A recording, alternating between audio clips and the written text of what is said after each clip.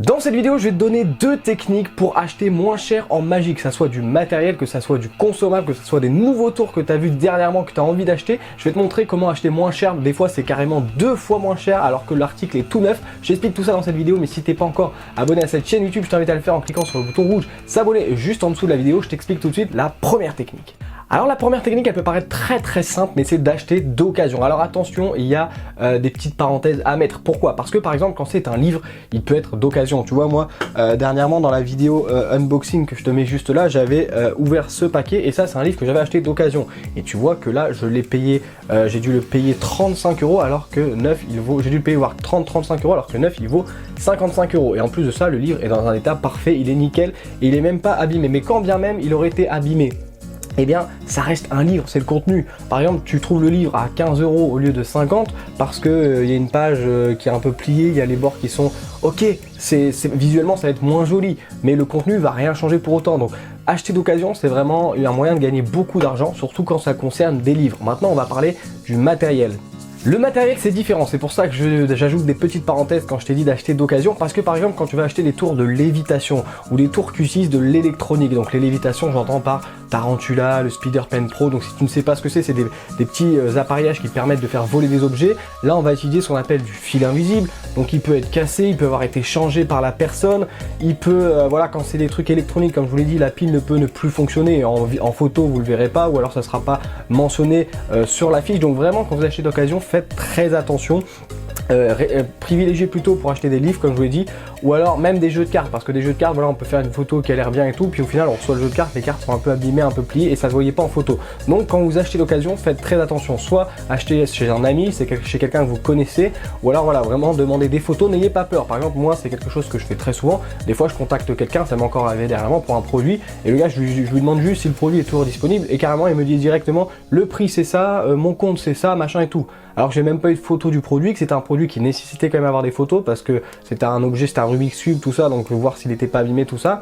Et le gars clairement m'a dit direct paye, donc n'ayez pas peur, demandez des photos, prenez le temps, voilà, d'échanger un petit peu avec le vendeur. Alors n'en faites pas trop non plus, mais c'est très important. C'est pour ça que moi sur l'occasion je privilégie quand même plutôt les livres, et sinon je me renseigne bien avant sur le produit en question. En revanche, encore une fois, en achetant d'occasion, le point positif, comme par exemple tu l'as vu dans cette vidéo que je te mets juste ici où j'ouvre ce colis mystère, et bien pour seulement 20 €, j'ai fait le calcul, j'ai reçu plus de 120 € de tour de magie, parce que pour 20 € j'ai eu le jeu de cartes, j'ai eu ce tour, tu vois, ce tour il est neuf, c'est pas il est quasiment neuf, c'est il est neuf. J'ai eu des cartes, j'ai eu ce truc là qui vaut 40 €, tu vois, donc j'ai vraiment eu plein d'objets, donc c'est vraiment cool, parce que des fois tu tombes vraiment sur des gens qui vont vite vouloir se débarrasser. C'est pour ça que sur l'occasion, soit tu vas avoir des pépites où le mec va dire bon bah voilà, là, moi je faut que je vide mon stock, donc ça part à bas prix. Des fois même tu te dis mais attends, j'espère que c'est pas une arnaque ou quoi, parce que des fois les prix sont bas. Bon, faites attention, il y a quand même beaucoup d'arnaques, mais voilà, acheter d'occasion, ça permet des fois de trouver vraiment des très belles choses. Donc en résumé, privilégiez en occasion d'abord les livres et puis ensuite le matériel si vous avez discuté un peu avec le vendeur et si vous avez eu des bonnes photos. On passe tout de suite à la deuxième explication, donc de la deuxième technique. Alors la deuxième technique, elle va permettre d'acheter des tout nouveaux tours qui viennent de sortir à quasiment moins 50%. Alors là, tu te demandes comment c'est possible. Eh bien c'est très simple. En réalité, souvent quand il y a beaucoup de teasing sur un produit, moi ça a été le cas par exemple sur ce produit juste là, Système Alpha. D'ailleurs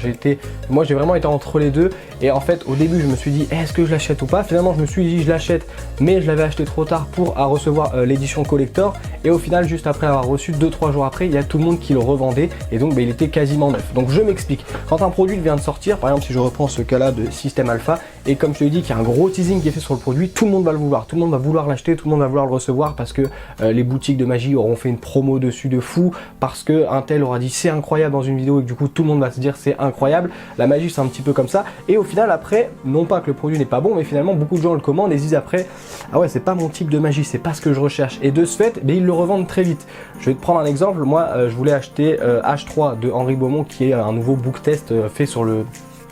thème du Rubik's Cube, et le prix est de 89 €, ok, et 3-4 jours après la sortie, hop, je l'ai vu sur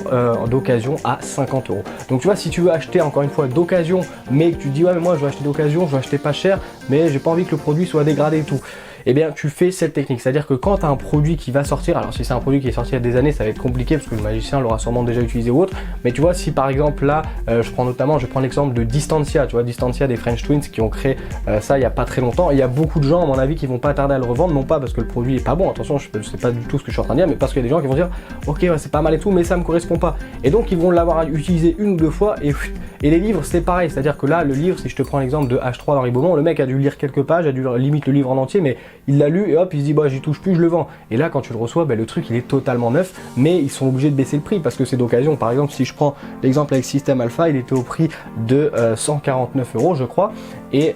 juste après, 2-3 jours après la sortie, il y avait des gens qui le baissaient jusqu'à 100 €, donc tu gagnes quand même 50 € sur le produit, donc c'est une technique à ne pas négliger. Voilà, j'espère que tu prendras bien en compte ces deux conseils lors de tes prochains achats. Donc je te résume, principalement acheter d'occasion des livres ou autres, et puis la deuxième technique, c'est que si tu veux acheter quelque chose de neuf à un prix occasion et pas trop cher sans que le produit soit dégradé ou autre, et tu achètes quelques jours après la sortie, tu regardes un peu sur les groupes Facebook, sur Le Bon Coin, et tu trouveras vraiment ton bonheur. Si t'es pas encore abonné à cette chaîne YouTube, je t'invite à le faire en cliquant sur le bouton rouge s'abonner juste en dessous de la vidéo. On est de plus en plus nombreux sur la chaîne, donc merci à toi, bon entraînement sur ce que tu es en train de travailler en ce moment, et je te donne rendez-vous demain à 17 h sur cette chaîne YouTube. Ciao.